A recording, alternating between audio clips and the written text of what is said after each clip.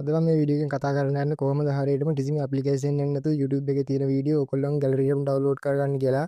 ඔය දැන් මේ විදිහට මියුසික් කියලා සර්ච් කරගෙන වීඩියෝ එකක් තෝරගන්නවා. ඔයගොල්ලන්ට වීඩියෝ එකක් තියෙනවා. ඔයගොල්ලෝ කැමති වීඩියෝ එකක් ගන්න. මම නිකන් මේ වීඩියෝ එකක් ඔයගොල්ලන්ට පෙන්නන්න ඕන හින්දා ගන්නේ.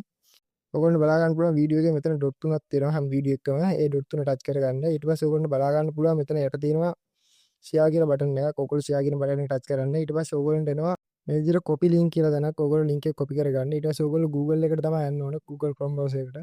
Google Chrome browser එකේ සර්ච් කරගන්න save from net කියලා. මම දැන් මේක සර්ච් කරගන්නවා. ඊට පස්සේ ඔයගොල්ලෝ බලා ගන්න පුළුවන් මෙන්න මේ වගේ වෙබ්සයිට් එකක් තියෙන එකට යන්න ඔයගොල්ලෝ. ඒකට ගියාට පස්සේ ඔයගොල්ලෝ මේ වගේ ඉන්ටර්ෆේස් එකකට තමයි එන්නේ. මෙතන තියෙනවා enter the URL කියලා තැනට අර ඔයගොල්ලෝ කොපි කරන් ආපු ලින්ක් එක පාස්ට් කරන්න. ඊට පස්සේ මෙතන තියෙනවා යට ඊතලයක්. ඒ ඊතලේ ටච් කරගන්න. ඊට පස්සේ ඔයගොල්ලෝ යටින් මෙතනින් ලෝඩ් කරලා බලා ගන්න පුළුවන්.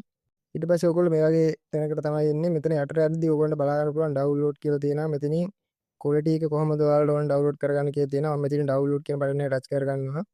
ඊට පස්සේ මේ වගේ ඇඩ් ප්ලේ වුණොත් ඔයාලා එකපාරක් බැක් එන්න. ඊට පස්සේ ආයෙ පාරක් දැන් ඩවුන්ලෝඩ් කියන බටන් එක ටච් කරගන්න.